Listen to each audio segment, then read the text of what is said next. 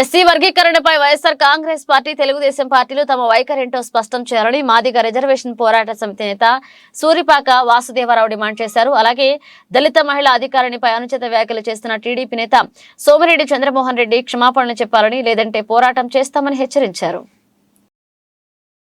నెల్లూరులోని doctor BR Ambedkar భవనంలో Madiga reservation పోరాట సమితి నాయకులు సూరిపాక వాసుదేవరావు, ఇతర సంఘాల నేతలు పందింటి అంబేద్కర్, ఉదయ్ కృష్ణ తదితరులు విలేకరుల సమావేశాన్ని నిర్వహించారు. ఇక ఎస్సీ రిజర్వేషన్ల సాధన కోసం మాదిగ రిజర్వేషన్ పోరాట సమితి ఏళ్లుగా పోరాటం చేస్తుందని గుర్తు చేశారు.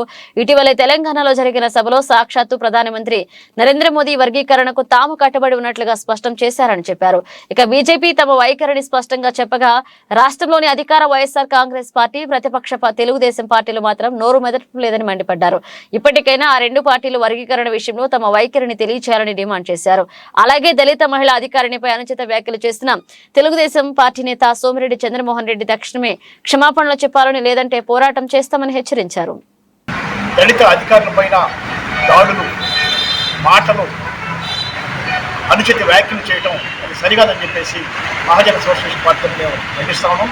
ఏ పార్టీ అని కావచ్చు, సోమిరెడ్డి కావచ్చు, అది అధికార పక్షం కావచ్చు, ఎవరైనా మా దళిత అధికారుల మీదకి, ఎస్సీ ఎస్టీ మహిళల మీదకి వస్తే మాత్రం ఖచ్చితంగా మానేసి మందకృష్ణ మాదిగ గారితో చర్చించి యొక్క రాష్ట్ర జిల్లా స్థాయిలో కూడా ఈ యొక్క ఉద్యమాన్ని తీసుకెళ్తామని, అదేవిధంగా మీరు గుర్తుపెట్టుకోండి, మాదిగలు ఏముందని అనుకోండి.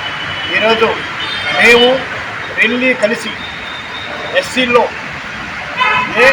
ఎస్సీ బి కులం కలిసి ఈరోజు 42 లక్షల మంది చెప్పేసి కూడా ఈ రాజకీయ పార్టీలకి, పాలక పక్షాలకి, అదేవిధంగా ప్రతిపక్షాలకు కూడా తెలియజేస్తున్నాం. మీరు మౌనంగా ఉండటం కరెక్ట్ కాదు. 30 ఏళ్ల సుదీర్ఘ ఉద్యమం ఇది. ఖచ్చితంగా మీ వైపు నుంచి పార్లమెంట్లో, అదేవిధంగా జగన్మోహన్ రెడ్డి మీ ఎంపీ చేత మాట్లాడించాలా, అదేవిధంగా చంద్రబాబు నాయుడు కూడా మీరు మాట్లాడించాలని చెప్పేసి మేము మహాజన సోషలిస్ట్ పార్టీ నిర్మాణం చేస్తున్నా.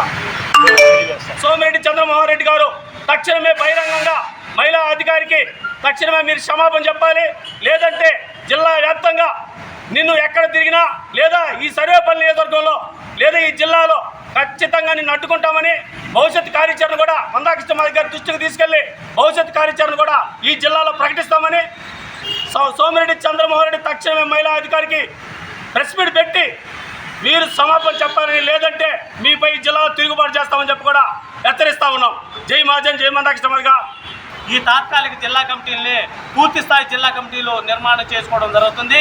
17వ తారీఖు నుంచి అన్ని మండల కేంద్రాలకి ఒక రోజుకి 2 లేదా 3 మండలాలు కేటాయించుకొని ఈ 3 మండలాలలో ఇప్పటి వరకు కన్వీనర్లు, కో కన్వీనర్లతో ఉండేటటువంటి కమిటీని పూర్తి స్థాయిలో మండల కమిటీలు 15 నుంచి 20 మందితో పూర్తి స్థాయి మండల కమిటీలు, ఎంఆర్పిఎస్ఏ కాదు, ఎంఆర్పిఎస్ సంబంధించి అన్ని అనుబంధ సంఘాలు పూర్తి స్థాయి కమిటీలు వేసేదానికి కార్యాచరణలో భాగంగా తీసుకోబోతున్నాం.